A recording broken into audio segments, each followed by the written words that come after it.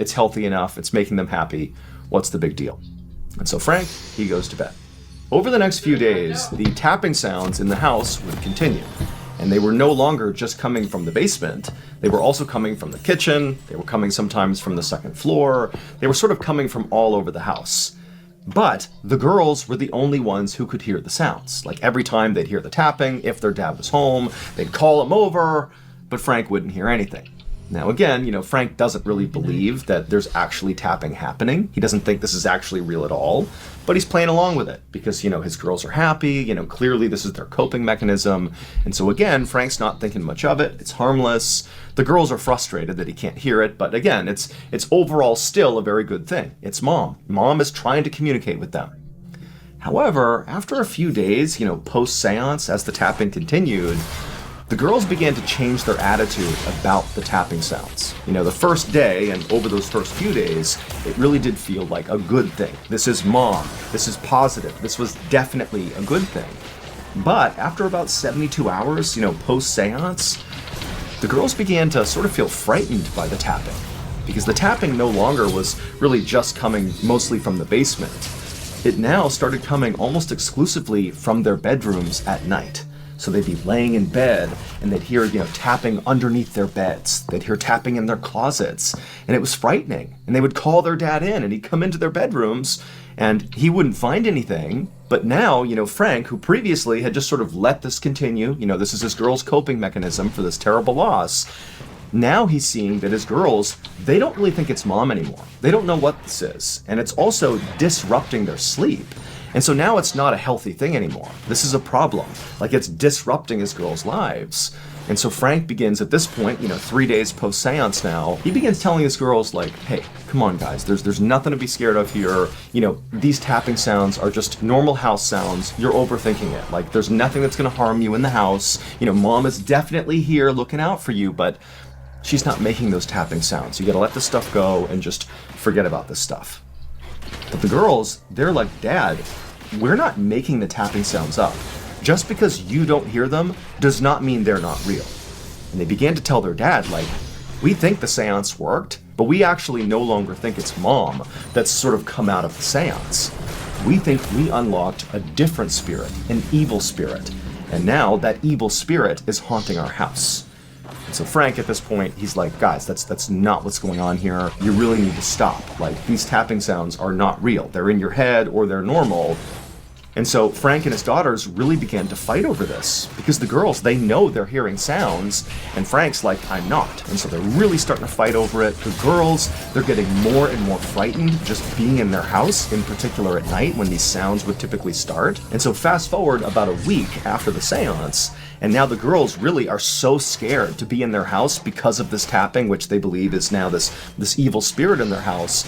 They're finding all sorts of excuses to just stay out of their house. Like when dad's at work late, they're trying to stay at their friend's house and not be home because it was too frightening. And Frank, he's sort of at his wit's end with what to do with his girls because now this thing that's going on in the house, this delusion as he believed it was, that his girls were suffering from, it was really disruptive and unhealthy.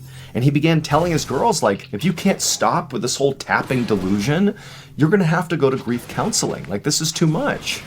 And so, again, fast forward about a week here, and that's what's going on in the Bowen household.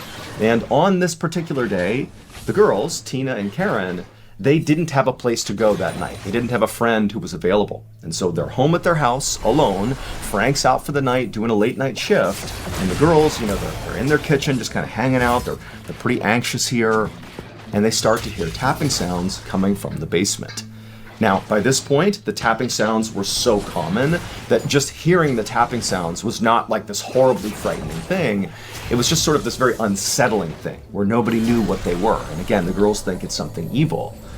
But on this night that the girls are alone, dad's gone, Tina, the older of the two, she says to Karen, like, Dad doesn't believe us. He does not believe that there's tapping sounds in the house. And so we, right now, need to go down in the basement and investigate. Because if we don't, no one's ever going to look into this. Like, nobody believes us. And Karen is horrified at the idea, Karen's the 9-year-old, of going down into the basement, to go see what this tapping is. But she doesn't want to be away from her sister. And so she's like, okay. And so Tina gets a knife from the kitchen. She goes to the door to the basement. Karen follows right behind her. And Tina, she opens up the door, and the two girls begin going down the steps. And once they get to the bottom of the steps and they're in the basement, it's just this kind of blank slate down there. There's a washing machine and a dryer, there's some boxes, but it's just sort of a dank, sort of open, nothing cellar down there. And the girls, when they got down there, they're looking for the origin of this tapping sound. And on some level, they expected to find something that was making these sounds because they've been hearing these sounds. For them, it's not a delusion. Like every time they hear these sounds, they are real to them. Just because their dad doesn't hear it does not mean it's not real to them. And if you look at the beginning, when they first started hearing the sounds, they thought it was their mom. And they never really fully investigated. They maybe didn't want to find out that, perhaps the tapping sound was, a washing machine or something, because that would destroy the illusion that it was their mom. So they never fully investigated then. And then the next few days after that, when it sort of transitioned and became a scary thing, the girls also never really investigated because it was scary now. They didn't want to know what was making this tapping sound. And so now, here we are a week into this, and they've gone down into the basement where they've heard the tapping sounds, and they're like prepared to see something that is making this sound because it's real for them. Like maybe it's a raccoon or some animal that's gotten into their house, but there has to be something because they hear these sounds. But now they're looking around this basement, and there's nothing. There's nothing that could possibly be making this sound, and the girls are horrified. And so after being down there only for a couple of minutes, Tina, who's got the kitchen knife, she's like, Karen, let's get out of here. Like, this isn't right. Let's get out of here. And so the girls turn around and they begin going back up the steps.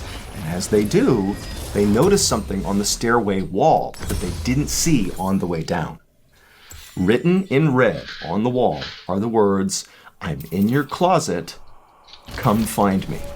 And when the girls see that, they are horrified. And they sprint up the stairs, they bolt out of their house, they go to their neighbor's house, start banging on the neighbor's door. The neighbor comes to the door and he's like, "What's going on?" And the girls are like, "Oh my God, we had this seance, we've been hearing tapping in the walls, and now somebody's written on the walls, we don't know what's going on."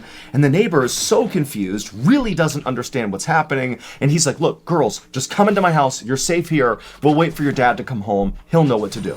And so the girls, they're hysterical. They go into the neighbor's house, they shut the door, and they wait. And then a little bit later, Frank Bowen, their dad, he comes home. The neighbor immediately flags him down and calls him over. And he's like, "Look, here's what happened. Your girls came over. They said, something about writing on the walls. I don't know." And Frank's like, "Okay, all right." And he tells his girls, like, "Look, stay here. You're safe here. I'll go check the house and make sure nobody's in there." Frank, at this point, in no way suspects that there's anything, evil or bad in his house. He thinks this is just a continuation of this delusion the girls are sort of acting out. And so Frank, alone, goes back to his house. He opens up the door, he goes inside, he searches the house, and he looks everywhere, but there's nobody in the house. He does find the writing in the stairwell going down to the basement. It does say, "I'm in your closet, come find me," but it's written in ketchup. And so after, again, searching the whole house and finding nothing other than this writing, Frank goes back over to the neighbor's house and he talks to his girls, and he's not mad at them. In some ways, he feels like all of this is basically his fault. Like he should have handled this more aggressively at the beginning, and he let it get to this point. And so he tells his girls, like, "Look, I know that you wrote those words on the wall. I know that all of this is sort of a delusion that's playing out that started with, something good. You thought it was mom, but now it's become something that isn't good. It's disruptive. You've convinced yourself the house is haunted, and I'm very worried that this is a product of grief. Like grief is leading you to do these things, and it needs to stop. And so starting tomorrow, you're going to go into grief counseling. We need professional help here to make sure you girls are taken care of. I should have done this from the beginning, so we're going to make that happen right now." Now, the girls knew they didn't write that on the wall. They're not making the tapping sounds, but they also knew their dad 100% didn't believe them, like zero, and it was not going to change. And on some level, like, they think maybe there's truth to what he's saying. Maybe they are so grief-stricken that they've convinced themselves of things that are not real. And so in this sort of vulnerable moment where the girls are totally upset about what they've seen and what they've heard, they just tell their dad, like, "Fine, like, whatever, we'll go to grief counseling." And so sure enough, the next day, the girls would start grief counseling, and right away, all the tapping in the house, all the writing on the walls, all that stuff stopped. Like peace returned to the Bowen household, at least at first.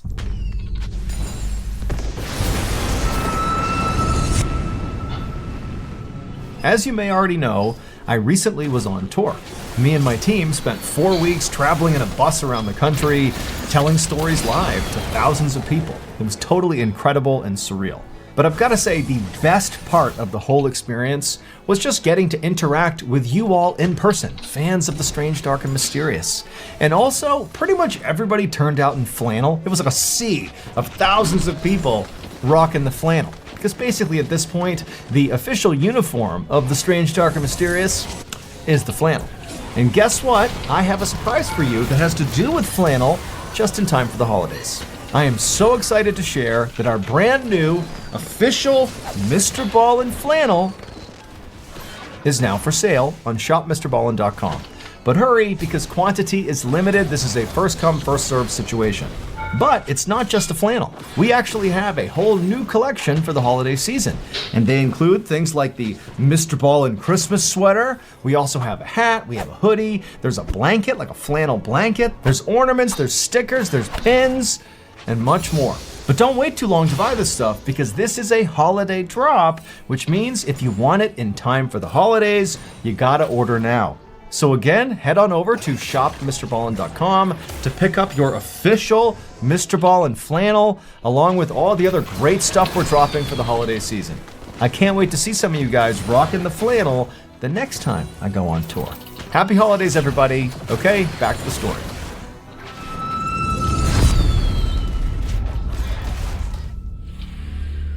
Fast forward 3 weeks to December 8th, 1986. So this is 3 weeks after the girls began their therapy, and in those 3 weeks, the Bowen household is totally calm. There's no more tapping, nothing, everything is fine. But on December 8th, Frank, along with his 2 girls, Tina and Karen, and their friend, Kathleen, they had been out for the evening, maybe getting ice cream or going out to eat or whatever, and they come back to the Bowen household, and when they do, it's nighttime, so it's dark outside, and Frank, he goes up to the porch, he goes to the front door, and as he's about to open up the door, he looks through one of the windows of his house, and he sees there are several lights on in the house that he didn't remember leaving on before they left. And so he just thinks, like, that's weird, like, I could have sworn I turned those lights off. He's kind of looking back at the girls right behind him, sort of wondering if maybe they left the lights on, but he's like, oh, that's weird. So he unlocks the front door, he swings the door open, and immediately he sees this scene inside of his house that makes no sense. The TV is on, a radio is on, and furniture in the first floor of the house where he's looking has clearly been moved. Not dramatically, but things have been moved around on the first floor. Like if you live somewhere, you know where things go. Things are off. And Frank, like he's seeing this, and he's sort of looking back at Tina and Karen, and he's like, did they do this? Are we back to this whole delusion? You gotta remember that even though it's been 3 weeks now of peace in the Bowen household, Frank is all too aware of how insane it was right before then. You know, with the girls, you know, writing on the wall, at least according to him, and thinking there was an evil spirit in their house, and, you know, he's thinking, is this them? Like, somehow did they do this? This feels sort of like a continuation of that. He's looking at the girls, but he's thinking to himself, like, they've been with me. We've been out of the house. How could they do this? But again, Frank is sort of caught. You know, on the one hand, he knows this could be his girls, but he's also thinking that's not possible. And so in that mind state of sort of being caught between these two opposing ideas, Frank, instead of backing out of the house and calling the police like anybody else would do, he instead just begins like walking into the house, sort of nonchalant, like not really sure how to react. And he begins this sort of half-cocked search through the house. And the whole time, Tina, Karen, and Kathleen, they see what's going on, and the 2 daughters, they're terrified. I mean, they're all too aware of all the tapping and the writing on the walls. They're thinking, this is real, it's happening again. And so they're tucked up right behind Frank, who again, Frank is like in shock. He's just like wandering through the house, like, what's going on here? Turns the TV off, he's walking around, turns the radio off, he's moving furniture back around, and he can't believe it. And so he does this weird, like, again, half-invested search through the first floor. He doesn't find anybody there. He goes to the second floor, does the same search. Again, all three girls, the two daughters and the friend, they're right behind Frank because they're so scared. They do the search on the second floor, nobody there. They search the attic, nobody there either. They go down to the basement, nobody in the basement. Like, there's nobody in the house. And so Frank is like, what is going on here? And then he remembers there's actually a room on the first floor of the house that he forgot to search. It was just a front room of the house right off the front entrance. You know, when he began the search, he just sort of overlooked it because he was sort of in a daze. And so he's like, okay, I'll go back up there and I'll search that last room and then I'll know the whole house is secure. Nobody's here. And so Frank goes back up the basement stairs to the first floor. The girls are tucked up right behind him, still so scared. And he makes his way towards this room, and this room overlooks the front of the property. There are windows looking out to the road. It's just you walk in, there's windows, there's the front of the house, and there's a little closet over to the left. It's like a sitting room. And so Frank, he goes into this room, and right away, he sees on the wall right in front of him, written in shaving cream, are the words, "Marry me." And so Frank, he walks over to the words, and he's staring at them, being like, what is this? Like, who wrote this? The girls, again, are right behind him, tucked up against the back of his legs, and he's staring, and as he's doing that, he hears movement in the closet in the room that he's in. Frank turns and he looks at this closet. The doors are open to this closet, but it's a dark closet, and out of the closet walks a man who was wearing a dress, Frank's dead wife's dress. This person had clown makeup on their face, and they were wielding a hatchet. And they walk out of the closet, and they look at Frank, and they look at the girls who are so shocked, they're just in silence, staring back at the sky. And this person looks at Frank and goes, "You and the girls go upstairs." And so Frank immediately goes into protector mode, and he gets between the maniac and his girls, and he just tells the girls, like, go up the stairs, do what he says. And the hatchet-wielding maniac just sort of walks along, following after Frank and the girls. Again, Frank sort of staying between this person and the girls. And so Frank shepherds the girls up the stairs, and he's like, go ahead, girls, first bedroom, go in the first bedroom. So they go upstairs, all three girls go into the first bedroom, so Kathleen, Kara, and Tina, and then Frank, he goes into the bedroom, and the maniac's right here in the hallway about to follow after Frank, and as soon as Frank gets in the door, Frank shuts the door and pulls it shut, and there's suddenly this struggle between the maniac in the hallway and Frank. The maniac's trying to get in, there's this vicious struggle, and Tina, who's already in this bedroom, just turns, runs, and leaps out the second floor window. And so she smashes to the ground, she runs next door to that neighbor's house, she slams on the door, the neighbor comes out and Tina's screaming about, "There's someone in my house!" And so the neighbor at this point knows this is a real emergency, they call the police, and then minutes later, the police show up, and when they get there, they look up at the Bowen household, and Frank Bowen is leaning out of that second floor bedroom, and he's screaming to the police, "Hey, there's somebody in here! He was just at my door! He's gone! I don't know where he is!" And police, they get over, they put a ladder up to the window, Frank comes down, they get the other two girls down, so everybody is safely out of the house now. They've been moved over to that neighbor's house, and now the police are going to go into the Bowen household to find this dress-wearing, hatchet-wielding, clown makeup-wearing maniac. They're going to find him and put him into custody. And so the police, they go into the Bowen household, guns drawn, and they search that entire property, top to bottom, and they find nothing. Nobody's there. The house is completely vacant. However, they would find a hatchet lying by the back sliding glass door, and the back sliding glass door was partially open. And so ultimately, again, when nobody is found inside the house, the police decide, clearly this maniac, if there really was a maniac, is now gone. Because look, the door's open, the hatchet's here, so they're gone. And so the police, they go over and talk to Frank and his family, and they're like, look, we don't really know what to make of this. We didn't actually see, this person you claim to have seen in your house. I'm sure there was somebody, but we didn't see them. And so for now, what we're going to do is we're going to monitor your property 24/7 and just see what happens, see if anybody comes in or out. We'll make sure nobody comes to this property, and we'll also begin an investigation in town to try to figure out, who this maniac was. And in the meantime, you and your girls go stay with a family friend or something. Just don't be here, because we don't know what's going on here. And so Frank and his girls, they went and stayed with a family friend, and the police began their surveillance of the Bowen household. And for 2 days, nothing happened. Like, nobody went in or out of the Bowen household, and despite police canvassing the town and trying to figure out, who this maniac could have been, they really didn't get anywhere. Because remember, Frank's description and the girl's description of this maniac was, probably a man wearing a dress with clown makeup on, and so effectively this person had a disguise on. Like, there was nothing to go on. So they couldn't find anybody in town, there was no leads, and nobody has come to this house, and they're communicating with Frank Bowen the whole time. Like, basically, nothing's coming of this case. And so finally, 48 hours after, confronting this maniac in the closet, Frank and his girls, they've been at the family friend's house this whole time. And Frank's like, you know what, it'd be great to get my toiletries and a few other things from my house, because basically they evacuated their house and didn't get a chance to pack or anything. And Frank's thinking, like, nothing's going on at the house. There's no leads in this case. It's got to be safe to go back to my house for a minute and get the things I need. And so he tells his girls to stay with his family friend, and Frank, by himself, goes over to his house, and it's broad daylight, and he's expecting to find a police officer, who's monitoring his property, and he can tell the officer, hey, I'm just going in real quick to get my stuff, and they would, let him go in and do that. But when he got to his house, he looked around, and he didn't see any police officer outside the property watching the property. And he's thinking, like, that's pretty weird. They told me they've been watching my property 24/7, like, where are they? But Frank's like, that's weird, whatever. So he gets out of his car and begins walking towards his front door.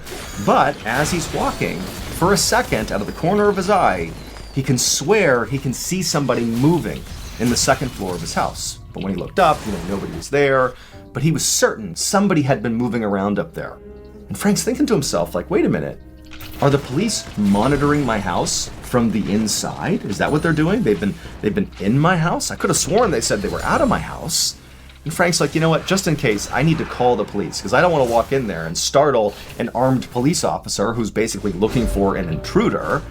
And so Frank, he goes to that neighbor's house and uses their phone, and he calls the police, and he's like, hey, are you in my house? Is that what you guys have been doing? You've been monitoring my house from the inside? And they're like, no, we have been watching it from the outside. Very likely what's happened here is you've arrived at your house at the exact moment when there is turnover happening between the police officers who are watching it from the outside. Meaning the officer who's been watching your house must have just left, and the incoming officer who will be taking over the next shift is probably on their way, or maybe they're there right now. And in fact, what you should do, Frank, is hang up with us, go back to your property, and very likely the officer will be there or be there soon, and you can talk to them and have them search your house just in case to make sure nobody's in there. And so Frank says, okay, he hangs up the phone, he goes outside, and sure enough, now there is clearly a police officer in a car outside of the property. So Frank goes over and, explains the situation to the officer, and the officer's like, no one's going inside your property. Literally, we have watched this property 24/7, save for a couple of minutes here and there when we're doing turnover, but nobody's gone in or out of your property. But either way, Frank, I'll search your house just to be sure. And so Frank goes back over to the neighbor's house, and this officer goes up to Frank's door, he opens it up, he looks inside, and he can't believe what he's looking at. In the first floor of Frank's house, it's just madness. There are pennies glued to the ceiling of the first floor, and the furniture clearly has been moved all over the place, but it's been stacked in these sort of weird arrangements. And there are glasses of champagne all over the first floor, and there are kitchen knives that have been driven into family photos on the wall. Like, the knives are still sticking into the photo, and where these knives have been driven through the photo is always on a picture of either Tina or Karen, the two daughters. And where there are knives in these pictures, above those pictures is written, I'm going to kill you, Tina, or I'm going to kill you, Karen. And so this officer obviously knows, we have a problem here, and so he backs out of the house, he calls for reinforcements, and so all these officers go in, guns drawn, now convinced, clearly somebody has found a way to come in and out of this house, or they're still here, and we have to find them. Like, clearly, the Bowens were not lying about this horrible, maniac that they encountered in the second floor of their house when police first showed up. Clearly, that must have happened, because they didn't do this, somebody else did, and they gotta be here. And so police, they tear the Bowen household apart, looking for this maniac. They look everywhere, and they can't find anybody. There's nobody in the house. And on top of that, it had snowed outside, and before they went in, they made sure they walked around the property to see if there were footsteps coming in or out of the property, and there wasn't. Like, it's not possible what they're seeing. But they've now torn the house up, looking for anything, and they found nothing. Other than, again, the madness they've seen with the furniture, the writing, the knives. That's all they've found. And so after hours and hours of this very frustrating search, a few of the officers found themselves in the basement, and they're just standing there talking to each other like, this is crazy. We must have missed something. Like, what is it? And at some point, one of those officers who was having that conversation, he had his hand resting on the washing machine, and he's just sitting there like, yeah, what did we miss? What did we miss? And suddenly, as he's leaning against the washing machine moved. And so suddenly there's this gap that's been created by moving the washing machine, and the officer looks at the wall where the machine had been sitting before, and clearly there is a hole on the wall. And the officer gets out his flashlight, and he looks in the wall and kind of scans down, and he sees there's this tunnel that's been burrowed in the wall of the basement. And it goes over to the corner, and looking back at this officer is Danny LaPlante. And he's crouched down, he's got a hatchet over his shoulder, he's wearing a dress, and he's staring back at this officer. I'm going to tell you about Danny LaPlante because this story takes a very dark turn. So, Danny LaPlante was 16 years old at the time he was pulled out of the wall. And 6 months prior to being pulled out of the Bowen household's wall, Danny had had this very brief interaction with Tina Bowen, the 15-year-old. Apparently they went to school together or had some interaction in town, but Danny had sort of fallen in love or had some sort of romantic interest in Tina, and he felt like Tina had rejected him. Now, Tina did not remember any of this with Danny. This is entirely Danny's memory of what happened. But either way, 6 months earlier, when he had this sense of rejection from Tina, Danny responded to that by breaking into the Bowen household, cutting a hole in their walls, and burrowing tunnels in their walls. And for 6 months, Danny LaPlante lived in the Bowen household in their walls. Now, Danny was not able to access the entire house through the wall in the basement. He could basically maneuver in the basement and partially into the first floor, but in order to get to the other parts of the house, Danny had to leave the wall. And so routinely, over these 6 months that he was in their house, Danny would literally, while the family was home, just get out and wander through their house, like as the family is just living there, and they never noticed him. And so for 6 months, Danny spied on that family 24/7. And when the girls had that seance with the Ouija board to try to contact their mother, Danny was downstairs in the basement in the walls watching. And he saw an opportunity. He thought, I'm going to pretend to be their mother and screw with them. And so when they heard that tapping sound, that was Danny pretending to be their mom. He was absolutely trying to get them to believe their mother was here. But then whenever Frank was around, Danny would stop the tapping and sort of let Frank believe the girls were making it up. And then gradually, Danny sort of transitioned from it's your mom and it's good to actively trying to terrify the girls. He began tapping at all hours of the night. He began sneaking out of the wall, going upstairs to the girls' bedroom, flicking the undersides of their beds, going in their closet, tapping in their closet, and then making sure to be hidden or escape before Frank came in. I mean, this is absolutely psychotic behavior, but it gets worse. So Danny is taken out of the walls and he's arrested. But then 10 months later, when he is awaiting trial, Danny is released on bail. And while he is on bail, he would sneak into another family's house in Massachusetts, the Gustafsons' house, and unfortunately, that family would not escape Danny. Danny would murder 3 members of that family for really no particular reason. He just picked a family and killed them. And so very likely, if Tina had not leapt out of the second floor window when Danny revealed himself in that dress with the hatchet and got them to go up to that bedroom, if Tina hadn't leapt out and if Frank hadn't held off the door like that, almost certainly Danny was corralling that family into that room to kill them with the hatchet. But Tina basically saved their lives. As of this video, Danny LaPlante is still alive and he's serving multiple consecutive picked a family and killed them. And so very likely, if Tina had not leapt out of the second floor window when Danny revealed himself in that dress with the hatchet and got them to go up to that bedroom, if Tina hadn't leapt out and if Frank hadn't held off the door like that, almost certainly Danny was corralling that family into that room to kill them with the hatchet. But Tina basically saved their lives. As of this video, Danny LaPlante is still alive and he's serving multiple consecutive life sentences, and he actually recently was put up for parole. He didn't get it, he did not get parole, but during his hearing for his parole, when he was rejected, he was determined to be one of the most psychopathic inmates in the entire prison system. And now, here is a clip from the latest episode of Redacted. Enjoy. On June 7, 1998, CNN News Group CEO Tom Johnson sat at his desk in his corner office, overlooking the massive newsroom in Midtown Atlanta. Below him, the workspace buzzed with energy. Journalists darted between desks, and banks of monitors flickered with breaking news reports. Johnson was in his element and loved his job. He was known as a no-nonsense leader, and he was well respected by his team. In the nearly 20 years since CNN first launched, the 24-hour cable network had become the most influential source in television news. It changed the landscape for how people learned about breaking news, with correspondents all over the world ready to report at a moment's notice.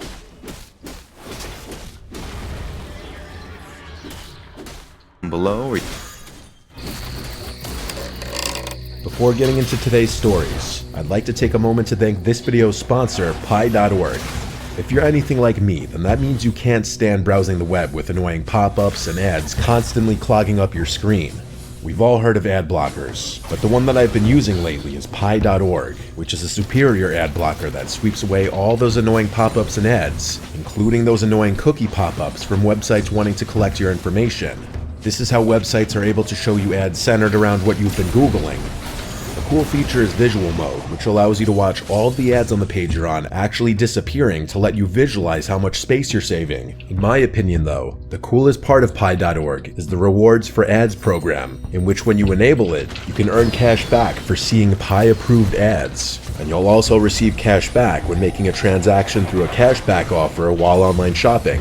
So for a genuinely better ad-free experience, just go to pi.org/Mr. Nightmare, click Add to Chrome, and just follow the on-screen steps to complete the setup. And also add the Pi Shopping Companion extension for coupons, cashback, and rewards.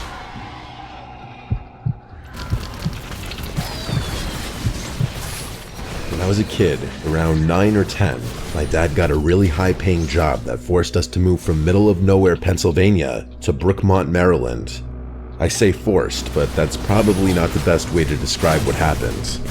In reality, my parents were thrilled to make the move. It was a decision they barely thought about. In the span of about a month, we went from this tiny, rundown house in a relatively low-income area to a massive property in one of Maryland's nicest suburbs. You might be wondering how I felt about the whole thing. At that age, I was a pretty antisocial kid and mostly kept to myself, so it's not like I was leaving any lifelong friends behind. I didn't really have any to begin with. Years later, my parents would